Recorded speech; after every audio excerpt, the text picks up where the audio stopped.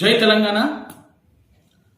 ఈరోజు యావత్ తెలంగాణ రాష్ట్ర ప్రజలు కూడా ఖచ్చితంగా ఆలోచించే ఆవశ్యకత ఏర్పడింది. ఎందుకంటే కాంగ్రెస్ ప్రభుత్వం తెలంగాణ రాష్ట్రంలో ఏర్పడినప్పటి నుంచి కూడా గత 2.5 సంవత్సరాల నుంచి కూడా ప్రజా సమస్యలపై పోరాడే ప్రత్యర్థులను ఏ విధంగా అరికట్టాలనే ఆలోచనతోని ఇప్పటి వరకు ఎన్నో కమిషన్లు వేసింది.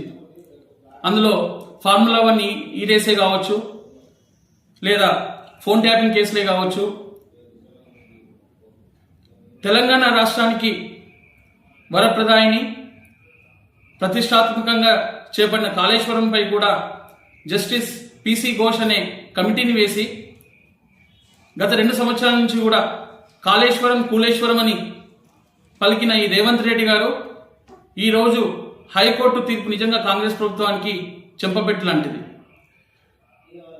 ఈరోజు హైకోర్టు తీర్పులో చూసినట్టయితే మీరు తీసుకున్న నిర్ణయాలే కావచ్చు, మీరు అవలంబించిన ప్రాసెసే కావచ్చు, మొత్తం తప్పుల తడకగా ఉంది.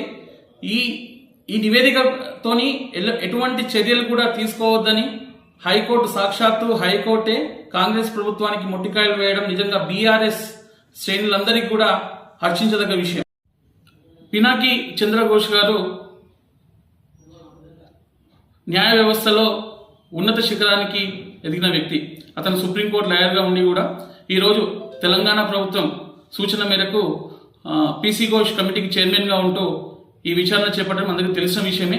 కానీ ఈరోజు హైకోర్టు తీర్పును చూసినట్టయితే ఈ రేవంత్ రెడ్డి ప్రభుత్వం అంతటి మహానుభావుని కూడా అతని ప్రతిష్టకు కూడా భంగం కలిగించేంత చర్యలు చేపట్టిందని చెప్పేసి మనం హైకోర్టు తీర్పును చూస్తే తేటతెల్లమవుతుంది.